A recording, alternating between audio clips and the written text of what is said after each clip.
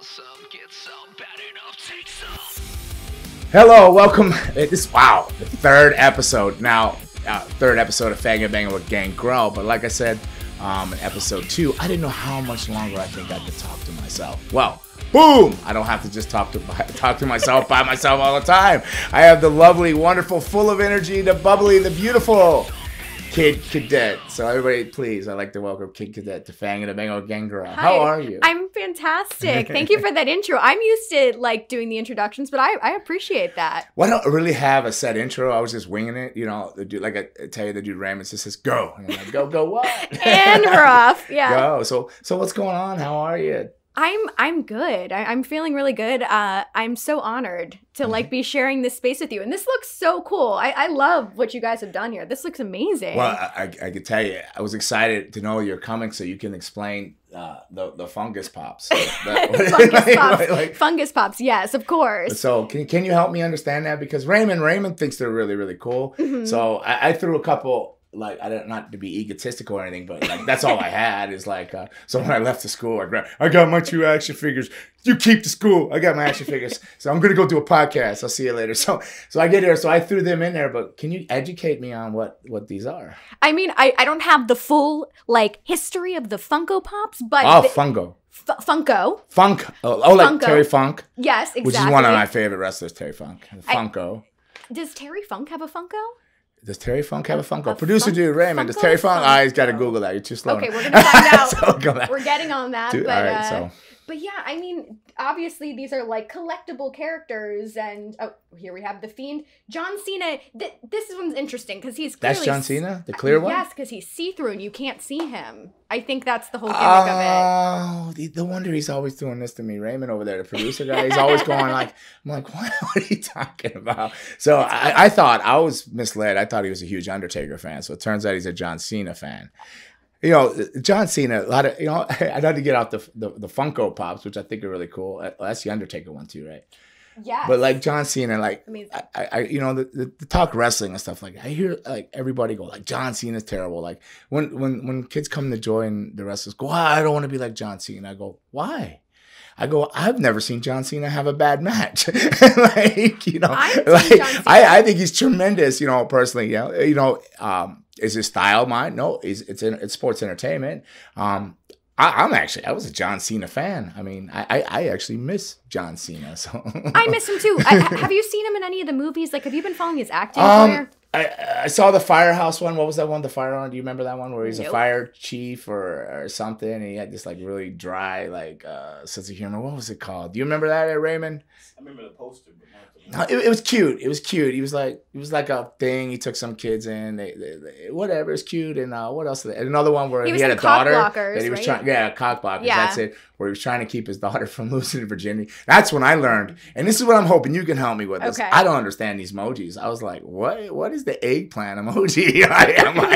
I'm like, I am so like, I don't want to say I'm old, but I'm older, and I do have to. I come here, and the best thing about this podcast, I gotta admit, is like, I get my technical support team from Raymond. Raymond's like, look, how come you're not verified on Instagram? I go, I don't know. I asked my office guy to do it. He said you couldn't do it. He goes, no, here, you'll be verified by tomorrow. Sure enough, I get a call from him at like a ridiculous hour in the morning, like 6 a.m. And he goes, did you see your Instagram? I go, yeah, I see it every day. He goes, no, you got the blue check. I go, oh, cool. Well, congratulations. So, yeah, thank you. So all this time, he's like, you could have been verified a long time ago. So today's goal is to get verified on Twitter when I get done with this. So he's helping me with like a lot of my technical stuff. It's also scary though. So who knows? He might be some CIA cloning me or something. Oh boy. So emojis. Okay, so emojis. All right, let's go to emojis. So like, did you ever send someone an eggplant and you were like, "Oh, this is what I want for dinner," and then they took it the wrong way? Is that what's happening here? No, not now that I understand what an eggplant is. No, okay, no. And nor did I, because it was like purple. Like it didn't seem right. You know, it didn't really seem right. I mean, I've sent some smiley faces. Yeah. I think I got the wink of the eye down. Now, I had a Droid phone, and I just recently switched to iPhone, so I'm even more lost. But I know when I type in something now, like something Like I was typing, for instance, I was parking here. I go, hey, yo, man, I got to park right here down the street to come in the studio, but I don't want to get a ticket. And then the little red ticket popped up. So I hit that emoji. So like I'm all over. Wow. So, yeah. So I'm feeling like super, super like high tech right now. Have you used the vampire emojis? No, but I see my whole student groups. They all put these the vampires. It's like the count. They go, right. 1, 2, I've come to soak your blood. You know. But no, I gotta find that. You use it? I do, of course. Is it a vampire or is it like Count Chocula? Ooh. Who he's a vampire too, though. He is a vampire, and probably my favorite of the 3 cereals as well. Are you? What is your favorite cereal Of all time? Yeah. I'm kind of basic. I'm a Honey Nut Cheerios kind of girl. Oh, Honey Nut Cheerios is good. Yeah. Good. What about you, Raymond? What are you? Spit it out back there. Honeycomb. Honeycombs is good. Great marketing for Honeycomb too. I'm a Golden Grams guy. You're a Golden Grams, yeah. Golden Grams with some milk. And then I drink the milk because that's why obese I am. Not at all, but that's the best part. But I'm on the almond milk now. I switched over to almond milk. And speaking of like almond milk, I want to comment, like, you look like you've gotten in like, not that you were in bad shape or anything before, but it looks like you got some lifestyle changes going on. Thank and you. Stuff. You're looking great. Thank amazing. you. I have a trainer that I work out with like almost every day. He's amazing. Is he like a big muscle guy with like traps those ears? He is, but he's also like a wrestling fan, so that's cool too. But I hope I'm allowed to say this. He, like, back in the day when Will Smith used to do like all of his movies down here, he used to be like Will Smith's stand-in. So for like Ali and stuff, he got to, you know. Wow, Will Smith's kind of got some height, right, on him and everything. I think, sure. So he said he's a wrestling fan? He is a wrestling fan. You know who his favorite wrestler is? Oh, well, I know it's not Gangrel. I'm not fishing for a Gangrel compliment. But I was just curious. Who's it? Do you know? I'll have to ask. I mean, like we always talk about like AEW. You know, like being able to talk to him during the workout makes it go by so fast, and that's probably why he's the best trainer. Very interesting. How old is he? 41, 42. 41, and you're always talking AEW. Yeah. So now you mentioned it. You're talking AEW. Is it a positive talk about AEW? Is it positive vibe? What are you feeling? Absolutely. I mean, I love the product personally. I think that they've done a sensational job about like, I'm hooked. I really like it. I like the, the variety of wrestlers. And what do you think? I mean, you're oh gosh, are we getting controversial? No. Okay. No, it's not as bad as I made it sound just now. I'm like, what are you about to drop? It's just such a slippery slope. I love the athleticism, and I truly personally connected to a lot of those young talents that's there. I wrestled them on indie shows, this and that, like the Young Bucks and this and that. But I gotta admit, I'm a little bit older school, but it's not the old school in me. It's the and I think I mentioned this in episode 2. It's the footwork. It's the training part, like and not having that TV experience. So. To me, when I'm watching it, and I could be wrong, but like when you watch some of the stuff, it looks like they stopped and then restarted, because like I'm a guy, like continuity, like hey, if your collar was this way, your collar needs to be this way. So I'll notice things like, oh wait, it just came back on that position, but was that a camera angle? But just a lot of things look forced instead of worked into the thing. And that's not the young talent's fault, this and that. It's just like you're thrusted into a world. Here's your opportunity. You're going to say, no, I don't feel like I'm ready yet. No. You're going to go out there and seize the moment. You're going to go for it. Do I like the idea of it? Love it. Love the idea. Do I like the idea of competition? Tremendously support it 100%. Right. Would I work for AEW? A million times. Yes, I would. So it's not that I'm down on it. I just get a little frustrated because I do enjoy a good story, but more than a story, I love continuity, and I also love the ability of watching. I'm because of being a trainer now, like running different wrestling schools and stuff. I don't watch the matches the same as possibly you or the average fan watches. Right. I'm watching.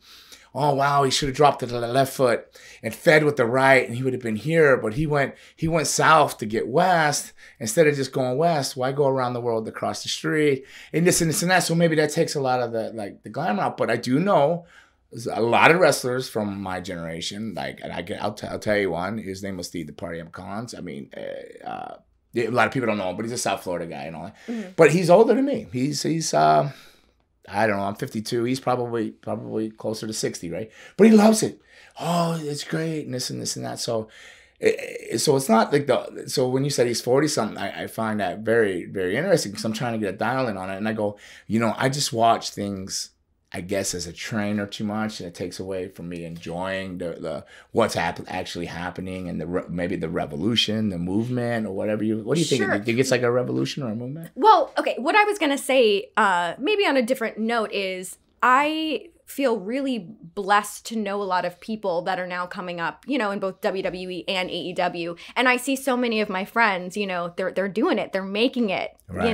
Like they're being successful in this program. And so a lot of it too is me watching also as a friend and being like, I know them and I'm so proud of them because I know how hard they work to get there. It is true. It is true that they open that door and give another avenue. Like, and I know I won't throw his name out there, but he'll say, David, that Hey Brother generation's gone. That they would consider like the era and stuff that I came into prior to me was very controlled. Like, if you don't kiss butt here, or you do this there, So there's a lot of people getting opportunities that would have never got the crack of sunlight on them, right? Mm-hmm. So, and they're getting there to prove themselves now. So they got that platform to prove themselves, but I'm not going to put names out there, but I do see some that I think, I wish they had a developmental territory. Now, they think dark, AEW dark, I believe, the vibe I get, they believe that that's their, like, PC or developmental. But what I say about that, I wish that, like in my dream world, in my life where I am now, right? My dream, in a perfect world, I'm like sleeping,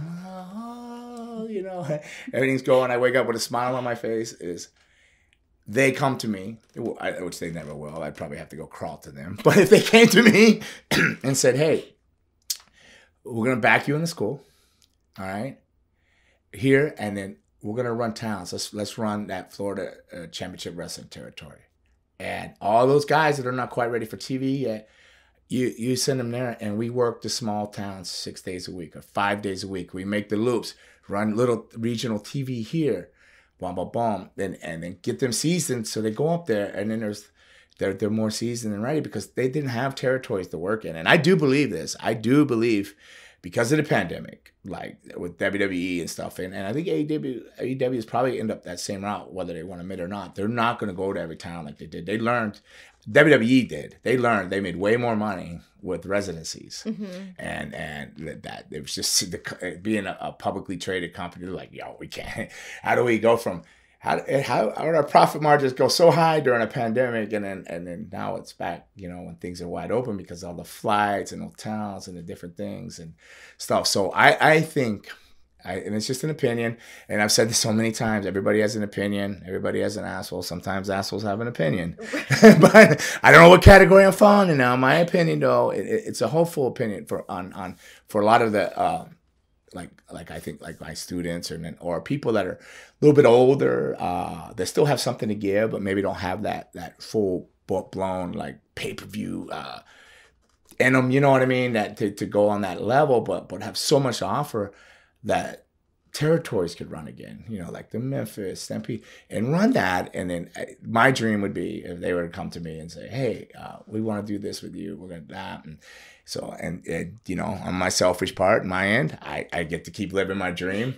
And then on a blessed end, I get to keep giving back to pro wrestling and to young talent, young ladies and gentlemen that are trying to get in. That's just my take on that. So I'm not against it. Like, not by no means am I against it. Sure. I just think that there needs to be these other things, these little tweaks here, there. Well, acknowledge your growing pains, but don't. Sometimes I get the vibe that they're like, no, this is the path, and this is that. But there's so many ways to do things. Well, I like the idea of territories, and I mean, it would be really cool. I obviously, like, you've done work with them, and I'm all about putting things out there in the universe, putting energy out in the universe, making things happen. I don't see why it couldn't happen. Well, Tony Khan, if you're watching, this is your guy. I believe in positive energy, and I talked with Tony Khan, and he was a super, super nice guy. super nice, and he believed in a lot of things. I remember one of our conversations is like, "Oh, are you happy for Miro?" Miro, I'm like, "Yeah." This is when he first came in. I'm like, "I don't get it." Like, he's like, "What do you mean?" I go, "Well, I don't play video games, so." And it's not that well, one, I don't have time, but two, I never really did. As I talked earlier episodes, I played Centipede and Pong. I played Pong on the Atari, and because we had Atari. I remember I had Atari, and I was playing Atari, waiting for MTV to debut, and I thought we were uptown because like we got cable, and I got an Atari. We're so rich, because we didn't really have a whole lot growing up, but to me, that was like we're like this is like the best thing in life. So I remember playing Pong and little, I think it was like Space Invaders or something like that. Yeah. So yeah, it's cool. But Tony, so it's just like, man, he goes, you will. You're gonna understand the path. I said, I hope so, and I hope I didn't offend him because I didn't mean it. I was just like more worried about Miro because I trained him, or I had a part in training him. We trained. Actually, I can't take all the credit because it was at Knox Pro with Rikishi and Rikishi's cousin Reno on Hawaii. So, but we train. So we take. You take interest in what they're doing. So you worry like a parent, but I'm not his parent or anything. I'm not saying that, but I'm concerned because I love him. Yeah. Well, and talking about my trainer and him being 41 or whatever, I think a lot of it too was the element of having someone like Chris Jericho brings in, the older generation, and then it makes people feel comfortable to watch a new product because they feel comfortable with him. Okay. Well, since you brought it up, Chris Jericho and stuff, like as I'm watching it, and I'm trying, I can't, and I'm sorry, Raymond, I know you're telling me to watch more wrestling. I love wrestling. It's just I run out of time. I'm still trying to get through last week's Dynamite. And this we're like, I don't know where we're at on these episodes, but do you, as a wrestling fan, you've watched WWE? You've seen the Attitude Era, right? Of course. You came up to. Does it seem like it's like there's the DX now, and then there's the corporate ministry with MJF, because it's tried and true. Yeah. Well, it's worked. Yeah, it's good. But I mean, they destroyed a limo, and I was like, oh, cool. I wish I had money to destroy a limo. But no, I was just curious what you thought. But so he's 40, 41 or whatever he is. He's Will Smith stand-in, which was really cool. Did he get to meet Will Smith? Sure. Yeah. Oh man. I think so. Yeah. Man. But just on a totally different topic, I'm ready for Will Smith to put out another CD. I think we need more music. Summertime. What was the last one? Summertime. What was the? I'm like a Men in Black Switch type of person. Remember the song Switch? It's classic. You know it, Raymond? No, just me.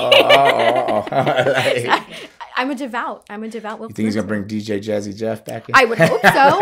I would hope so. But I just missed that Fresh era. Prince of Bel-Air. Like, I'm showing my age, but that was like one of my go-tos. I watched it too, and we can still watch it. I mean, I love that they do reruns. Once again, I'm a nostalgia type of person. Mm-hmm. Things that remind me of like good moments when I was growing up. Yeah. I love, rewatching it. Fresh Prince, classic. I'm like a Jeffersons, Sanford and Son.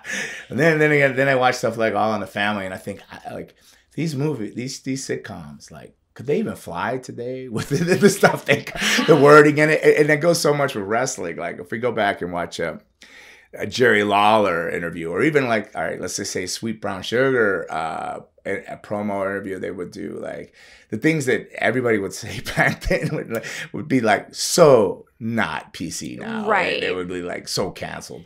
Right. And especially in a more like PGG era. But are you watching anything currently? Like, do you have time to binge watch any new shows that are out there? This guy's taking all my times. The only thing that I was able to watch, and but it's because stereotype me, was Mayans, because it's a spinoff of the Sons of Anarchy or whatever. I love Sons of Anarchy. Probably my favorite show of all time. I'm forced. Is it Sons of Anarchy? It was good, right? I think so. Kind of rough ending there. It was kind of like how it started coming around.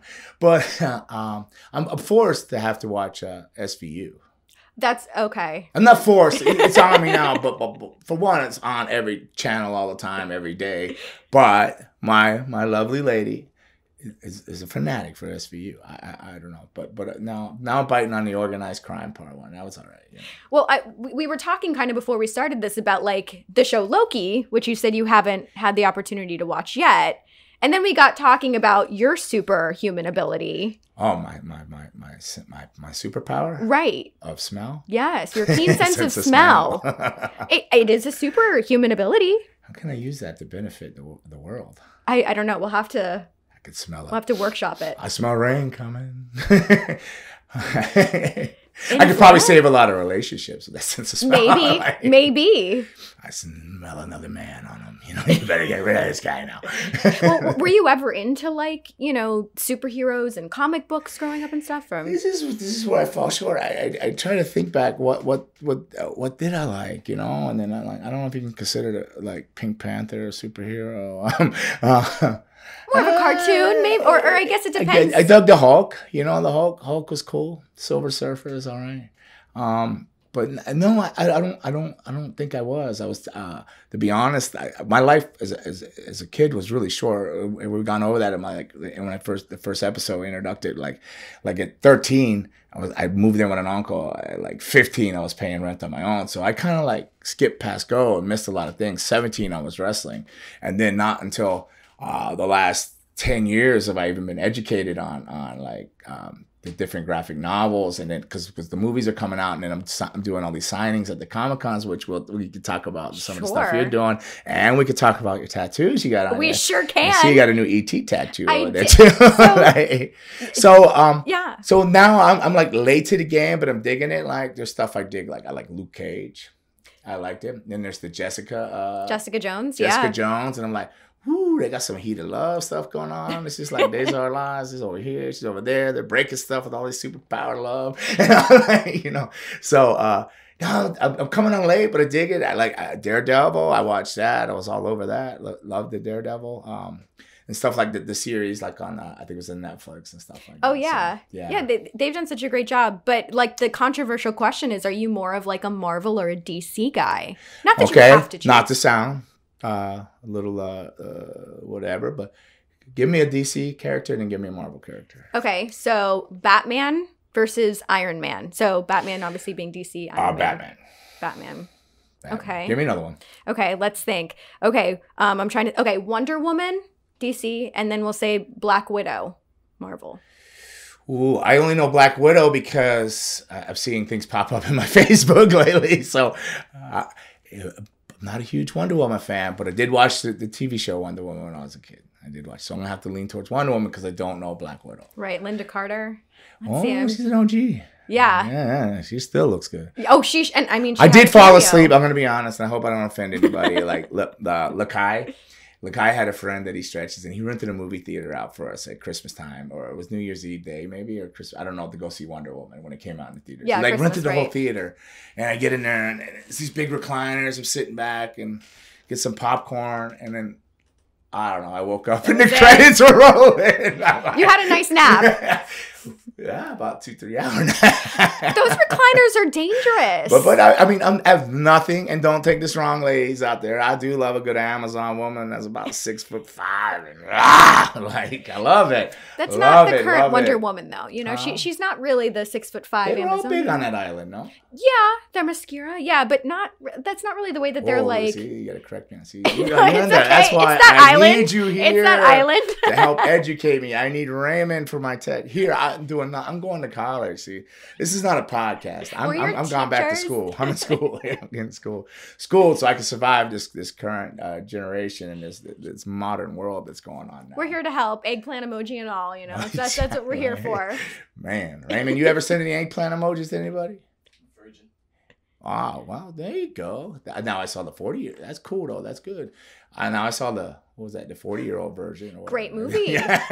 Excellent film. You're not like that, are you? Like, you got hairy chest. We need to pull some hair off. Do we need to go Kelly get a makeover? Clarkson. Like Miss Congeniality. We get that. That's my role model. Episode 4. Sandra Bullock is? No. Because I'm in love with Sandra Bullock. She's right up there too with Ellen and Queen Latifah. Are those the 3? Now, Susan, I love you too if you're listening, Mom. I love you more than all of them. You're my life mate. But like, you know, yeah. Queen Latifah, Ellen. Angelina Jolie. Oh, Angelina. Oh, you like Angelina Jolie? Mm. No? You're Me? just No, I don't guess it, but you kind of got lips like Angelina Jolie. You got that big, like, what do you call it? Voluptuous? What's the word for that? Sure. I'd like to thank my injector. Shout out to you. Oh yeah, my parents hate them. They don't like they don't like them. Oh no, why? I don't know. They're into like the natural beauty. It took them a long time to like accept the tattoos. So take a screenshot from this and put me, the natural beauty, next to you and say, Mom, Dad, which one is it? You know, what are we going to go with here? So, all right. So where were we at? We're wrestling. Tattoos, conventions. Conventions. Let's go back to the wrestling a little bit. Okay, sure. So you don't know his favorite wrestler. But I don't know his favorite wrestler, but I'll find out today, and I'll get back to you on that. Yours. So I'm very biased with this answer. The thing that makes me a fan of people is how they are as humans, you know? It has to be Mick Foley. But once again, very biased. You do have you have a bit of a relationship with Mick Foley. I do. Yeah, it's you have a father, obviously, but like he's that cool uncle or something. Let's explain a little bit about your relationship with Mick Foley? I think he's a wonderful guy. He is. He's always. I've known him since Joe Goodhart. Remember Joe Goodhart? That's where I first met him. Joe Goodhart, Okay. Tri-State Wrestling Alliance. Okay. He used to have this like brown convertible LeBaron, like this brown Chrysler convertible LeBaron, I think it was. And Cool. he'd put the roof up, but there was holes in the roof and stuff. And it'd be like wintertime. And then you just see this guy, he's just riding. He's tall, right? People don't realize how tall he was. Like he looks a little shorter now, but from all the injuries, I think he carried, his posture is a little like from all being tossed off the top of flipping cages and just abusing yourself for all these years for everybody's entertainment. I'd like to thank you for that. Mick, Cactus, whatever you know him as, Dude Love, Mankind. Thank you for all those wonderful, wonderful years of entertainment and abusing your body for our entertainment and just what an amazing guy. But I met him all the way back then, and I used to have some old pictures of him and Luna when he was first starting out, when he was super young. So a little bit before, like in between, the pictures were in between when he was. Like, say for example, if you watch the Dynamite Kid thing when he worked Dynamite Kid and he worked on that, but the pictures in between that when he's finding himself, but he was like, he's really good looking. He was good looking. Oh, He yeah. had some hair. He had a look about him, and he was really good looking. He took some promo pictures with her, and I was like, oh wow, if I could find those now, I think those would be like really, they're really cool. But it was just. Yeah, but then he was sweet then. I didn't get to know him that much then, but then I moved on, and like as I it was when I was in, like, I would go up before I was hired under contract as Gangrel, like, I'd go and do like job match or enhancement matches, extra work and stuff. I'd work with the Black Phantom, this and that. And always super, super supportive to me. Always knows your name, kind of, he knows everybody's name. Always wants to help and give back to kids and do a lot of things. So like, I think he's a tremendous human being like that. Never asks for money. Just an amazing individual. And then we'd have running jokes. He'd always like, we'd run when I was working as Gangrel, then, and full time with them and everything. He'd always be like, David, you're the most injured wrestler in pro wrestling. Because I was in there because they're popping my shoulders back in. And back then, I would tear a pec. I tore a pec, dislocated my shoulder in a match, and went back and they had this shih-tzu guy. He popped my shoulder and I kept saying, "Oh, I think it's my pec this tore," and or something. I had this thing. He goes, "Oh, baby, it's just the pain. It's swollen." He was like a French dude. I forget his name, Francis or something. I don't know, but he was always there. He just popped that shoulder in, and I got to Detroit across the border. It happened in Canada in a match with D'Lo Brown, and then I was like just black from down because I had torn my pec, but I would hide it. I had the white puffy shirt with the sleeves, I had to pimp the shirt. So I think I worked Val Venus on a live Raw that next day, and then I just switched out. I started, you see me punching left and doing a lot of things. I didn't do a lot of stuff on the right, but he knew that because he was kind of the same way. We were like just totally like hiding our injuries and just moving forward and stuff like that. So we would always like meet up in the training room. So we were like, hey, funny to, not surprised to see you here.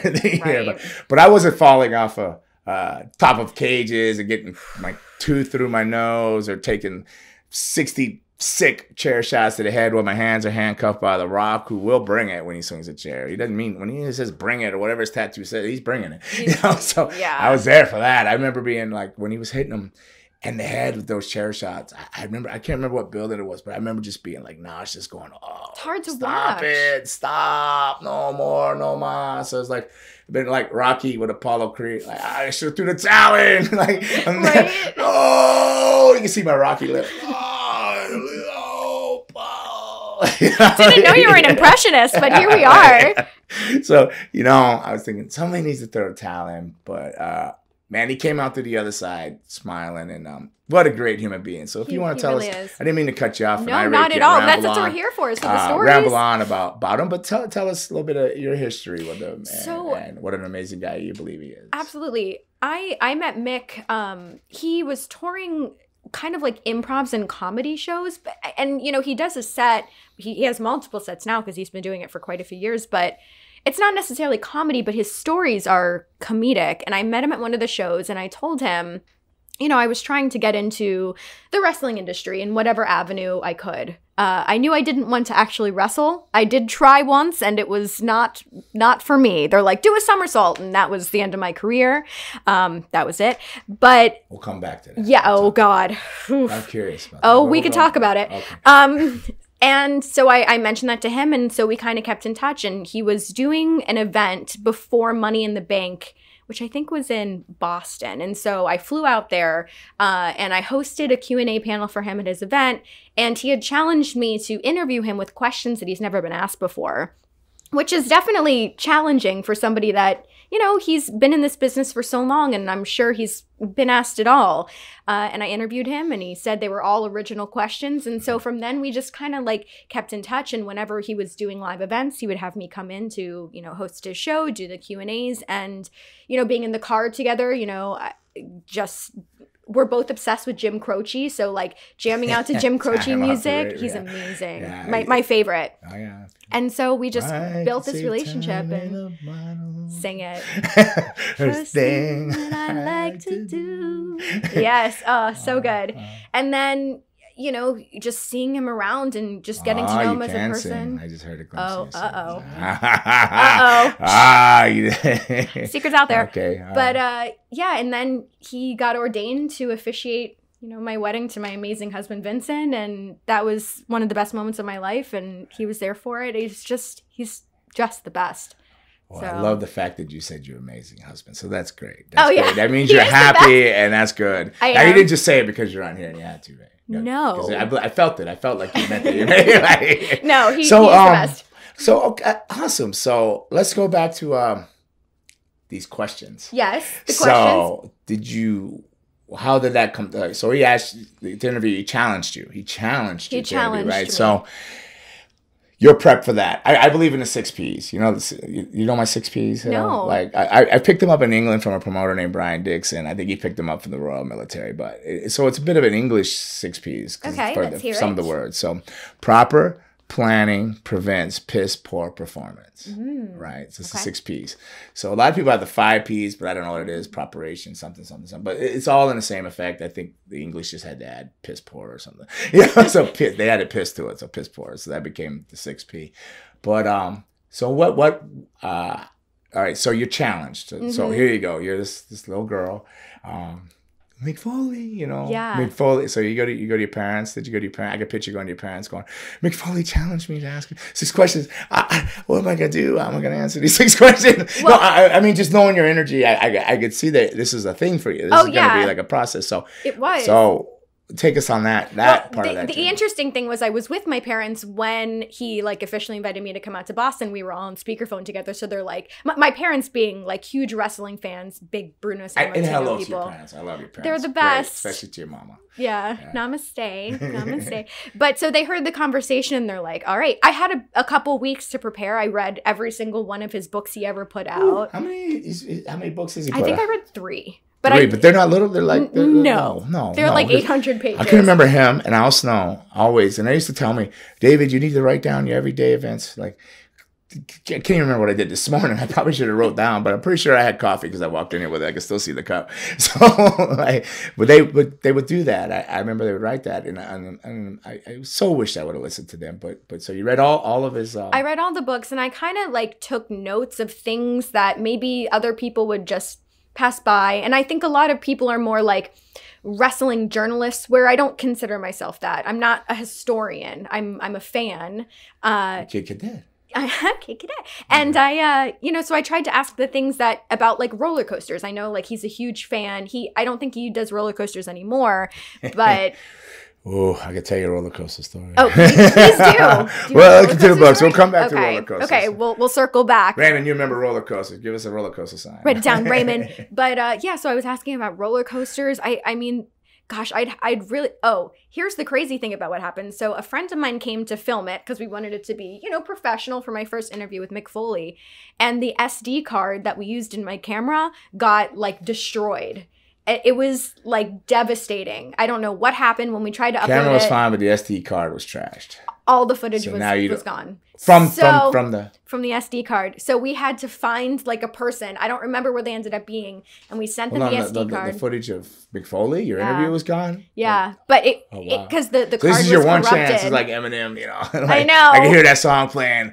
Puke on my mom's spaghetti or something on my sweater. Very close. That is almost the lyrics, yes. And so I found somebody that was able to like restore the card, but it wasn't, it wasn't perfect, but I still put it out there. It's still on my YouTube, yeah. How do you think your life would have went if you couldn't have restored that card? Do you I think Mick would have been the person to let me interview him again. Obviously with new questions, you can't do the same thing twice, but he's the type of guy that would have understood. But I in those couple weeks when I was waiting to get it back was just so devastated. I can only imagine. So you say he's a big roller coaster fan? Yeah. Yeah. I didn't until like when I moved to LA, wasn't big on roller coasters. I did like Space Mountain, and then I heard all the like things about a guy stood up and got decapitated there. So that I was terrified of Disney after that. Don't stand up. Somebody lost their head in Space Mountain and stuff like that. So it veered me away from roller coasters for a while, and then I moved to LA, and then I think it was called Six Flags and stuff. So I ended up going and riding like almost once a week, just going and riding all the roller coasters, just all the crazy ones, everything they have. If you look up Six Flags, you'll see all the different ones they have. And, and I was into it. And then I went to a place called, I think it was the Knoxbury Farms. Yeah, right. And it was it Halloween or it was some kind of thing where they had a nighttime. It was Halloween. It was their Halloween events. Of course, it's Halloween. I'm going to do all the haunted mazes and all this stuff, right? But they would leave the lights off on the ride, and then they would do it backwards or something. That's pretty cool. And I was with a fellow called Chef. He trained in Ox Pro. He passed away like a long time ago. Super young, so sad, but he was no little man. And I was weighing a little bit like 305 at the time myself. I was pushing a little weight. I was overweight there, and he was probably weighed more than me. So they put me and him in the same cart on the inside. And so the inside, now this thing going backwards. Now, and Monique, the girl I was with, she's only like 105 pounds on a good day or something like that. Struggled to stay heavy, right? So she's there. So the thing's going, and every time we came to a certain point, I felt that cart come off that track. And it would float, and then I'd feel it slam back down. And they were like, when I asked the guy, they said, no, it doesn't come off track. I go, it happened 3 times, and I was terrified each time. And then shortly later, Chef, I not even a month later or 2 months later or something like that, he passed away. And then I was like super sad about it. It was just a tooth infection, something silly that took his life. But then I started running through my head, and not to take away from the saddest passing, but I started thinking Final Destination. I go, wait a minute, now he's gone. Is this going to be a chain of things? And I had to go. But I haven't gotten back on a roller coaster. But although if you watch the Final Destinations, you're not going to die. It was the plane crash. It was all these other things that they got. And not to take and make light of his death. It was a tragic loss, and I miss him every day. And he was a really good dude. And it was sad. But in my head, I wasn't getting on another roller coaster again after that. No, that's it? I haven't so you been back. haven't? No, that was it. I was done. No, not back on it. Wow. I don't think I will. No Velocicoaster at Universal Studios? I'm not getting on anything. Okay.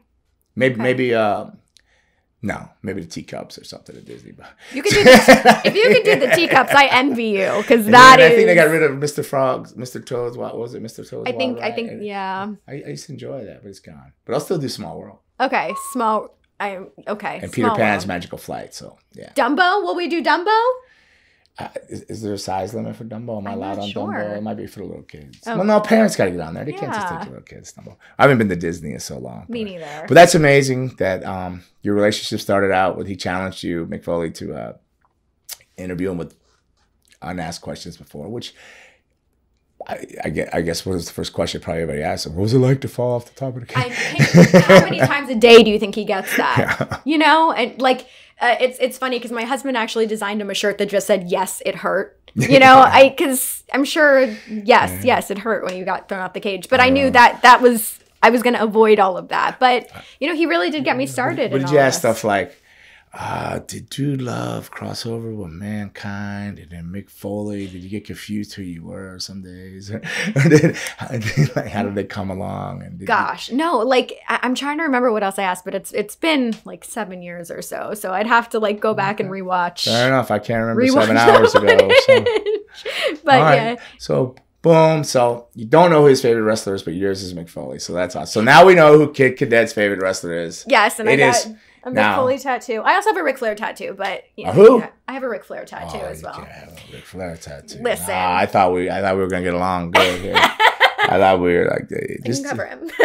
No, that was one of my You favorites. know, that's one of those things where you've heard, you know, what is that saying?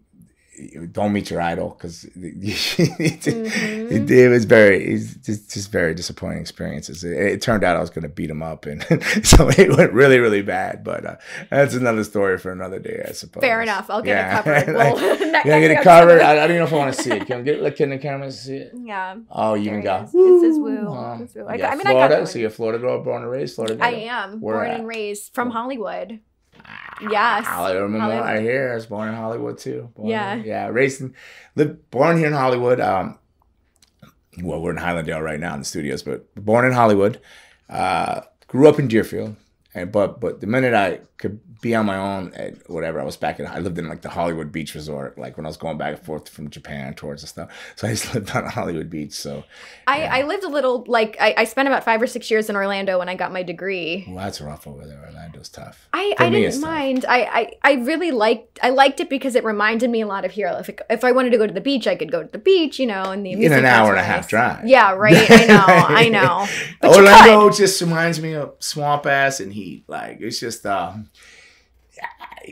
Okay, say no more. Say no more. It's just in the center of the state, and thank God for tourism, or it wouldn't be Florida. It would exist because everybody thinks Florida. They think two things: beaches and Disney, right? Mm-hmm. But Florida, mostly Florida's palm cabbages, palmetto bushes, you know, and swamps. Everglades, yeah. Everglades, you know. But Florida is one of the most beautiful states. If you sit back to take in all the natural beauties out in the Everglades, and we live where people vacation, and I don't take that for granted. I don't.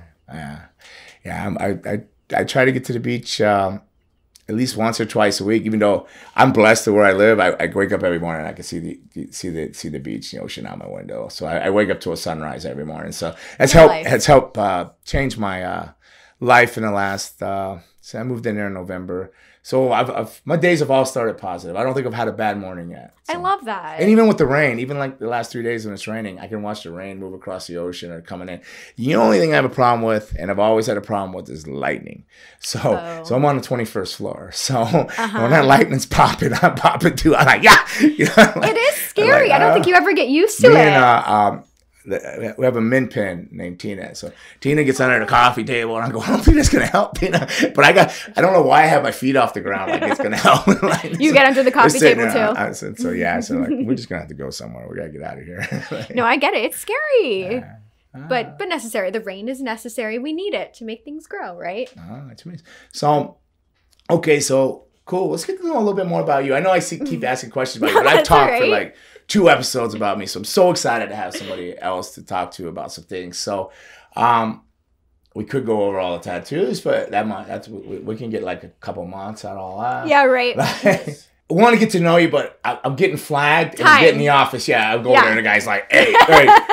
And I'm like, man, like I thought this was supposed to be a fun show. You over there acting like you're like Ellen's producer or something over there, healing on us, you know? Hey, controversial time, hey. Yeah. You know, and then he's gonna say I picked on him or did something mean to him. I don't know. All the years he's actually, Raymond was like, I met him through the wrestling school and stuff. He came and trained, and he's a tremendous guy. And he's a tremendous talent. I'm kind of sad that he's not wrestling anymore. But with all that being said, thank you, Raymond. We're going to move on to, I don't know if you call it a segment, whatever you want to call it. It's a segment. Is it a segment? It's totally a segment. Technically, I'm not going to tell you this, but I didn't want to tell you, but your foot's been standing on Pandora's box the whole time. So oops. We're going to have to raise that, KC. You're going to have to raise that Kid Cadet. You have to get that foot up. Now, I don't know if it's locked. Oh, good thing it was locked. I tell him not Should to I pretend like it's like super? Okay, let's. All right, so this is Pandora's box. So we're going to get to Pandora's box. If you don't know what Pandora's box is, it is Pandora's box. Wow. So self-explanatory, but it's full of questions from readers from YouTube, Instagram, Facebook, different, randomly thrown in there, whatever. He throws a bunch in there, and then we tend to answer 4 or 5 of them before we run out of time. So, Miss Cadet. Do I get to read it? Can I call you like Casey? Do I call you Kid Cadet? Or I just say, hey, kid, what's up? Whatever you feel comfortable with. Miss Cadet. It's Miss Cadet if you're nasty, right? Is that what they say? This is a big question. Is it big? Does it say who it's from? Oh, yeah, and I know this person. Do you? Okay. Yes, I sure do. Okay. This is from George Jobs. I think that's how you pronounce his last name. I hope I got that. George Jobs. I say Jobs, George, Heckler. Just George the Heckler. Yeah, I know he is. Yeah, we know him, right? Very good. I remember his Halloween costume. Dusty, right? Oh, he did do Dusty. Yeah, it was amazing. Well, you have a great memory. Thank you. Okay, so he wants to know, why did you dislike the pretty boy David Heath name so much? It was bestowed upon you by Rusty Brooks, and it was an honor getting that name from him. All right, George. Yes, sort of. But did you really know Rusty, George? I knew Rusty. So the pretty boy Dave, it's be like, when you get to a certain point in wrestling, you don't really know. You have your own ideas of what you want to do. I never thought I'd be a vampire or anything like that. But Rusty tagged with Ricky Santana. You know Ricky Santana? I think so. Half of the Barrio Brothers. Ricky Santana's been wrestling forever. Puerto Rico, WCW, NWA, Florida Championship Wrestling. South Florida guy. But he was called Pretty Boy Aldo Lane, and he tagged with Rusty. So Rusty, for one, Rusty, I just thought he's just, and when you're young, you don't think right sometimes. You're thinking, he's just trying to make me Aldo Lane. Why can't I just be like David Heath or something like that? And a lot of people don't know this, and I tell people, I prefer to be called David over Dave. So when it's Pretty Boy Dave Heath. So I had more issue with the Dave than I did the Pretty Boy part. But I was far from pretty, so he's ribbing me. But he would say yeah, you're going to be Pretty Boy Dave Heath from the Clitorius Mountains of Tennessee. Oh. So I'm like, so it was just a constant rib. So you knew you were being ribbed the whole time. So it's not that hate's a strong word. Not that I dislike the name so much. It was the Dave over the David part. And but he already had a partner prior that was Ricky Santana, and I never thought that I was ever as good as Ricky Santana, especially that starting out that early business, because he was a tremendous worker and still gives and works with the Wild Samoans now, still works with a lot of wrestling historians, stuff like that. So Ricky's still very actively and pro wrestling, tremendous talent. So I don't feel I was on that level in that way. So then there was the Dave thing, and it was just like, I'm not replacing him, but then it was just a constant rib, the Clitorius Mountains of Tennessee, So I'm like, I don't know, where is that on a map? So it's Pretty Boy Dave Heath. So yeah, that's some of the things like that. But that character, also Rusty would try to explain to me to justify things was the horrible, horrific crimes of Charlie Manson, right? Mm-hmm. So there was the Tex Watson. Was it Tex Watson, the guy? Yeah. Right. So he always said, you're a lot like him. You're just like really well-mannered country guy, but you're a killer deep down inside. I go, well, I don't think I'm a killer, Rusty. I'm like, yeah, you are. You scare everybody. Everybody's scared in the ring. When your face shifts, I'm like, yeah, but I don't think I'm a killer, Rusty. And I'm not very pretty. And my name's David. So it's nothing. But I love Rusty. Rusty's did amazing things for me. I would, I explained in earlier episodes, I wouldn't be here if, Rusty didn't let me continue to train without paying and stuff to always get back to wrestling. So I I joke more about it now because it's just a funny haha type of thing than a dislike. It's part of my journey, and like I always say, the journey is the jewel. There is no jewel at the end of the journey. But Boris Winkle told me that, and so that's just part of the journey. So that's just one of the jewels that I can laugh about. That's like my little jewel there. Like, that was a good question too. Right. So George, the heckler, quit sweating because you know you sweat profusely and you yell profusely. There's your answer. Thank you for writing. And thank you for being such a loyal fan and coming all the way up to Clewiston for the show. Thank you. Aw. All right, are we ready for the next one? I guess so. Ready, okay. This one is from TMD. So, Joey. Okay. What was your favorite theme music walking down to the ring in all of your years of wrestling? Well, so I should spin this with a question back to him. What does TMD mean? Yeah, right.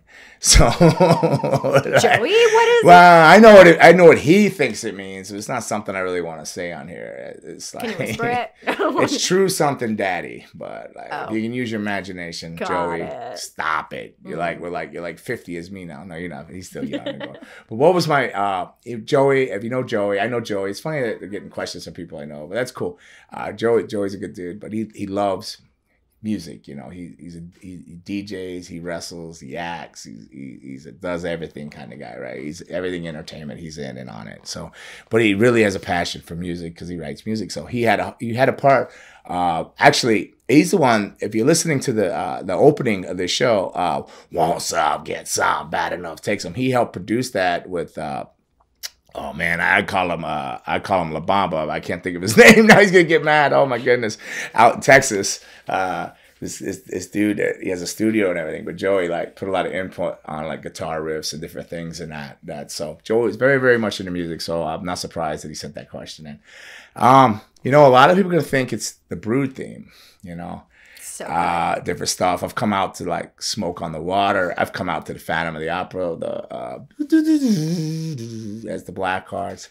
There's been a lot of different things that come out to, and then Raymond thinks it's ribbing them when they gave him on Lead. They came out to Smoke on the Water, but it wasn't. It was like I'm a big fan of that. I came out to it. Kevin Sullivan came out to it. You're not good as Kevin Sullivan in Purple Haze. What are you telling me? That doesn't work for you? It's not dated. These guys thought, it's dated. You need some beats and some something. This, what? No, man. It's some real music. But I think it's gonna be. I haven't came out to the music to this show yet, but I do like it a lot, and I do love the Brood theme. And the Brood thing, I'm the only one that hears this. Like, let's talk about that a little bit. Okay. Like, let's talk about that. Is it Jim Johnson? I think believed in it, right? So, do you know the history behind any of that? I don't know. Maybe. All right, he was like a Beatles fan, right? Okay. So if, you know the whispering, that masking you hear. Mm-hmm. If you were to play that backwards, okay, it's gonna say "kill all." No, it'll say "walk with me." I buried Paul because he was a Beatles guy. So like the whole myth around Paul McCartney and all that. So it says "walk with me." I buried Paul.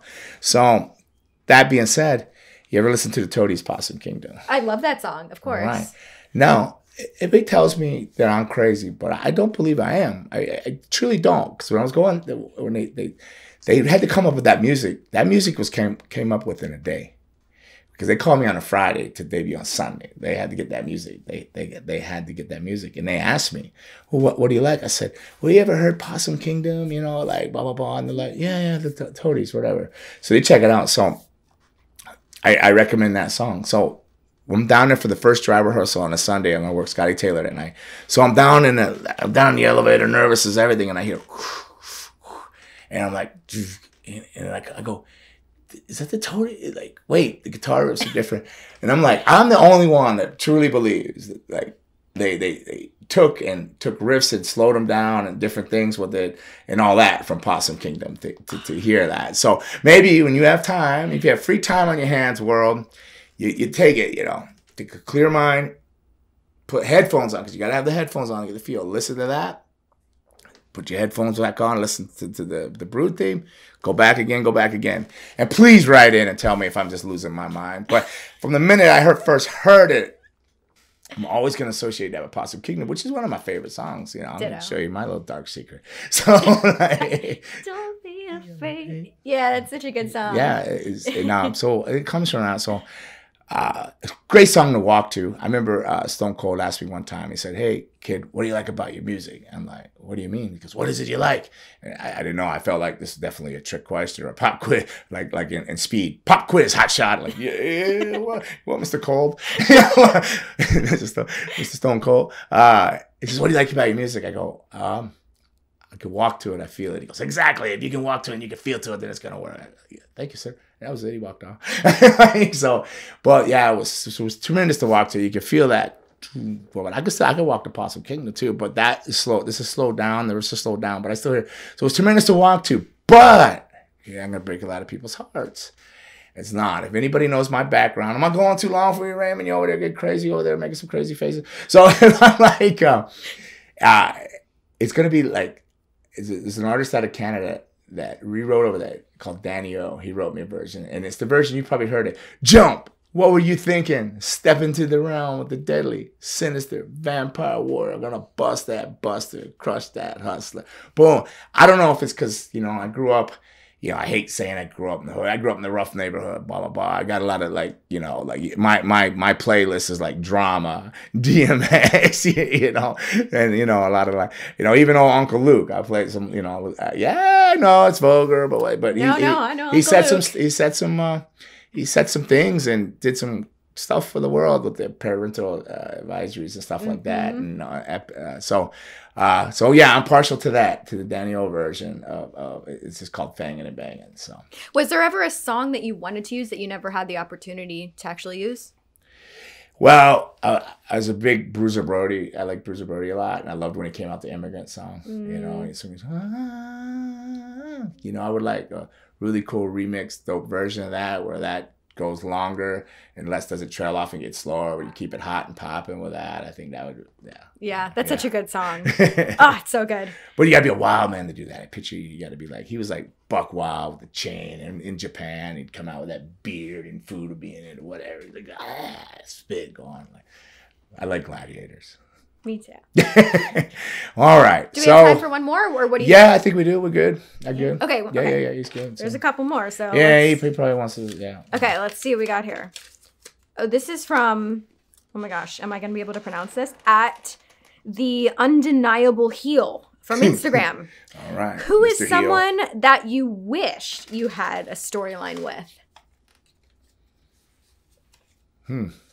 That I wish, like current president, it doesn't say. It just says. It doesn't say, but is there anybody currently that? Currently, all right. So let's go current. I don't know what he's done since the Rumble and WrestleMania, but I don't know. I don't know if he's tagging with Bad Bugsy or Bad Bunny. Bad Bunny. I'm sorry, Bad Bunny. I'm sorry. That. Well, Bugs Bunny. I had to associate things to remember things. That's totally fine. And then I got a lot of heat with some of my young trainees because they're like Spanish, they're from Puerto Rico and everything, and they're like huge Bunny fans, Bad Bunny fans, right? So like they're like, "Coach, like, this guy's been dope for years," or "he's lit," or whatever these words they use. He's lit. Okay, sure. So, but I like Damian Priest. Oh, okay. Yeah, I was so happy when I seen him in the Rumble when he got to work with Edge, because when I've talked to him a little bit when I was at the PC, he I could tell he was like a Brood fan and all that, and he was into that stuff, the Archer family. So I think it'd be cool. I don't know if I could hang with his ass because he's like he's full of Jews. He's like poof, poof, you know what I mean. But I think it would be cool. I think it'd be cool. Like, I don't know. I don't want to relive the glory years and be one of those old guys. Like some of the stuff like when AEW, I see it, like, I think they should sometimes maybe get more original on some of the older guys, but I get it. You go back and relive the Brood years with like Damian Priest and somebody, it'd be like super, super dope.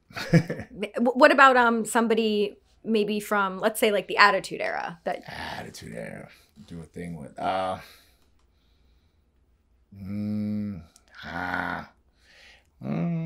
You want to think on it. You can think on it. What's that? You can think on it. Oh, it was so. Yeah. Here's the thing: the Attitude Era at the Shotgun Saturday Night level, Sunday Night Heat, on the live Raws to the pay-per-views. it was rare to run across somebody that couldn't wrestle. These guys could wrestle, like, they wrestled 20 years, some of them, and even the younger ones are just pure talented, like Edge and Christian, that didn't have a lot of time, that came in and stuff. So to try to run back through my ears, of course, Stone Cold, I don't know how it would go, but I wasn't, like, in the right mind frame. So I don't want to say that because, like, then I wasn't in the right mind frame. If I had my mindset now and had my head out of my ass, like I do now, people say shoulda, coulda, wouldas, and I don't say I don't have any regrets, but I did have my head up my ass, and if I was as clear and as focused now, I'd say I would have loved to have done something with Stone Cold. Can you imagine? Or go ahead. And I never have. Mick Foley. Because I think a vampire and a Dude Love, or a vampire and a Mankind, or a vampire and just whatever, a Cactus Jack would have been pretty cool. Lots of options. Yeah. I guess we're going to continue on with Pandora Box. Yes. Let us continue. Okay. I'm so Mick Foley. Yeah, Mick Foley. Mick Foley. But I was just thinking, okay, and I love, he's obviously had a different variety of music as well, but I was thinking, can you imagine your music playing and then Stone Cold music playing? Glass breaking. Yeah. Wow. Okay. And I think Mick Foley's going to be on an upcoming episode of Broken Skull Sessions with Stone Cold. Very cool. That looks like a very interesting podcast. For sure. It's very cool. And he talks to himself a lot. He was doing that. Yeah, like, he doesn't have a co-host. It's just Stone Cold on that, right? Right. And he talks, yeah. So. But he always, like, has a guest, so. Do you think he's drinking beer the whole time he's talking? You think he's, like, living that badass attitude he's drinking? But he's still like looks in shape and everything. So if I drink one beer, I'm, like, going the other direction. But, like, Stone Cold, he's just cool when he drinks it. And, like, I just get fat when I drink it. But, all right. So what else we got in the Mr. Here's another one. Box, or Mrs. Pandora's box? This is from @slightly_gothic. Just slightly gothic. Not full on. Slightly gothic. Hello, slightly _gothic. Hello. So if you could build and manage a tag team from today's era, who would you want to manage and why? Well, I think I just touched on that with the other question. It'd be like Damian Priest in there. Why? Because I think he's tremendous, and he's very he's like a rock star. I like, he's just rock star. He's just so rock star. But again, I haven't seen what direction they've been going with him or anything. But I'm also if it couldn't, I'm a big fan of Dolph Ziggler. So I think Dolph Ziggler would have been like tremendous for like Brood 5.0 or whatever you say, or the lit Brood, whatever Raymond says lit. Like, I think like Dolph Ziggler. So, but I don't know. Could I put Damian Priest with Dolph Ziggler? Would that be just too much? Super dark hair, tall, Spanish. I feel like a lot of really good tag teams are because they're so opposite. So if we got Dolph Ziggler in there, Damian Priest, who would the third be? I might throw everybody off with this one because we're going to go so diverse, right? So we got Dolph Ziggler, Damian Priest. I'm going to throw some fangs on old Jungle Boy. Oh, okay. So we're doing like the cross promotion over with AEW, huh? Right. Yeah. So let's mix it up. They said talent, or did they say WWE? I think they just said, oh gosh, whichever one it was. Well, whatever. Anybody. I don't know. I mean, I can picture Jungle Boy being like a wild flying, like little Eddie Monster, like dropping off things and flipping into a neck bite, and then Priest just yoking them powerhouse style, and Dolph Ziggler just working them out of their boots because I think he's a tremendous worker. I love Dolph Ziggler's work. So I do too. Yeah. I'm a fan. So Dolph Ziggler, Damian Priest, and Jungle Boy. Weird combination. I don't know. If I would have had time to think about it and I go watch Pride, I probably would come back with some totally different answers. But I definitely would build a team around either Dolph Ziggler, because I totally love him, and Damian Priest. Jungle Boy, just doing it randomly because I could picture him just flying around like a little Eddie Monster. But I don't know that would work. That would work. So, but definitely I could picture Dolph Ziggler and somebody, or Damian Priest and somebody. So yeah, I like it. Yeah. I like it. All right. Do we have time for? Do you want to do cool. more? That's Okay. Let's finish out. Okay. Let's see. Oh, this is a big question. Okay. Big. This is how big? It's like big. Let's Made see. that box heavy big. Yeah. Okay. From Fantasia Wrestling on Instagram. So Fantasia. it was rumored that during 2006, 2007, you were supposed to form an on-screen alliance with Kevin Thorn and Shelly Martinez. So is this true? Can you give us some more insight? Okay. Fantasia. Yes. I'm glad you remember the years. I can't remember the years, but it was the ECW brand that they were coming out with. So they had recently let me go. Like they hired me like a year prior to that. I was there 8 months or almost a year. And then they let me go. WWE then let me go. And then they called me like a month later or 2 months later and said, oh, we're going to make you this big star in ECW. We got the Sci-Fi Channel. You're going to be this great faction. Baby faces. Probably like, I mean, they went out to say like the top number 2 baby face in the company. I'm like, oh, cool. So I signed a contract. You're going to be starting soon. Okay, cool. I'm looking forward to it. I'll get everything ready. I'll get the stuff. So 1 week goes by, 2 weeks, 3 weeks. I'm like, what's going on? Okay.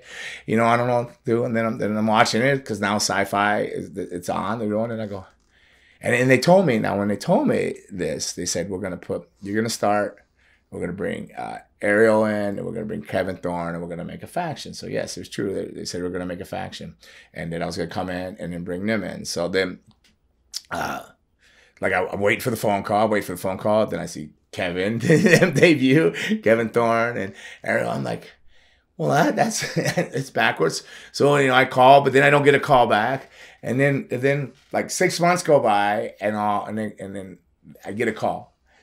I'm getting a paycheck every week, and I'm not one to push an envelope or anything like that. Maybe I should have. Maybe I should have just showed up some places and said, what the hell's going on here? But I was like, whatever, let things go through its process. I get a call, and it's Johnny Ace. He goes, Dave, well, it never really got going, this whole vampire thing. And I go, no offense to them, but if you'd have done it the other way around, it would have got going because it was established. So whatever reasons, I just basically wasn't mad or anything because I want to wrestle no matter what. I love wrestling, and I was just like, can I get a quick release? Because I'll just go back to Europe because I was going to Europe, and I'm gonna be honest, and I don't mean to sound cheeky or vain about this or anything. I was making more money in the UK than I was on a WWE based contract, and with all the travel, like the rental car. UK was tremendous. I was wrestling. I would do 3 months, come home and do 3 months. So I would go like late January, February, March into April, come home, have the summer, and then I'd go back the end of September, October until November, almost December, and I'd come home and I was working 6-7 days a week, sometimes twice a day. And at that time too, so say you had 200 pounds, so they gave you 200 pounds. That would, at that time, was like $400 US. So you're taking what you're getting paid, all that, and you're working so much you can't spend it. You're like, oh my gosh, you're almost scared how to bring money home, because it was like I was just slaying it. And I'm gonna tell you this about between wrestling. All right, you have wrestling here in the States. You have wrestling in England and UK. Everybody that are friends with in the UK, I still talk to this day through WhatsApp. They're truly, genuinely your friends. We're here, life moves on, everybody moves on. Everybody's boom, boom, boom. Those guys live. So I love it over there. Love it. I bummed that I didn't get to go over because of this pandemic, because I usually still go in October. I weaned down. I couldn't do the 6 months a year, obviously, and then Susan, like, I don't think she's gonna have me going for even 3 months. Like, so it went from like 3 months to like almost 2 to like I would still do a month. I'd go do a month, and I truly miss my UK visits and stuff like that. But yes, it was true. It was supposed to be a faction, and it never really got going. Don't know what happened. I guess one day I'll be riddled that answer. I don't know, but everything happens for a reason, and I was super happy to get back over to UK. And I still tag, just for the record, I tag with Kevin Thorn all over the place now. So we are a tag team now, here and there. And I'm gonna tell you, Kevin, no offense, I love you, buddy, 7, but I'd rather tag with you than work it, because you beat me to death all the time. This guy, you ever seen Kevin? You met Kevin? No, I haven't met him. But dude's like, it's an illusion, because they had him with like take or different things, but he's 6'4" easy, 6'5" maybe. 300. Like his hands are like big as he should. Like his hands are like this, you know. He's a monster of a man, but he's such a kind, sweet gentleman, and he's a dear friend. He's a friend, and actually I got to call him because he called me and he didn't leave a message, but I said I'm gonna miss calling, so I need to give him a call. But yeah, we're a tag team now. So me and Kevin Thorn are actually a tag team now. In a lot of other places, we're actually the OSCW tag team champions. That'd be old school championship wrestling, which I'll be back in October and December for. So hey, you guys in Charleston, South Carolina, we're coming. So like, still there, but like they just had to get the buildings clear. The pandemic slowed things down. So yeah, that's what happened there, and that's my story. I'm sticking to it. Well, you survived Pandora's box. Yes, and it's looking like you've survived episode 3. Oh my goodness, the introduction to Kid Cadet. Oh man, banging, you know. So what are your thoughts on all this fanging and banging and all this stuff? This is so much fun. Yeah. This was like, I feel like we've only been talking for 10 minutes and it's been like, what, an hour and a half? This went by so fast. Yeah, and then you got here early, and then I think we talked a half hour before. It was like, boom, and it's like, oh, we got to get going. And I know that you actually, you have an appointment, that you're training. You got your personal trainer we talked about. We touched base on that with your AEW conversations, which sparked a lot of different favorite wrestlers, the Mick Foley, and then all that stuff. So, man, it's been great, and I thank you so much for coming on. And to be honest, I would love to have you back on next week. I'm available. If you're happy, and oh my gosh, maybe we can make this like a thing, you know? Let's do it. Oh my gosh, I'm so honored. You're supposed to say boom? Is that what it should be like boom after? All right, it was so Is that what the kids are doing? I don't know. Lit. You're lit, yeah. This is this lit, guy over guys. there. The producer, he's like, that's lit, that's lit. I'm like, what's lit? The cigar or what? That tweed you guys are on, you young generation, what's going on? But everybody, I want to say thank you to Kid Cadet. I want to say thank you to you for listening, if you're listening, watching, if you're watching on the Facebook and Instagram. Thank you very much for tuning in and checking out Fangin N Bangin with Gangrel and Kid Cadet, OKC, over there inside. So everybody have a tremendous day. Want some, get some, bat it up.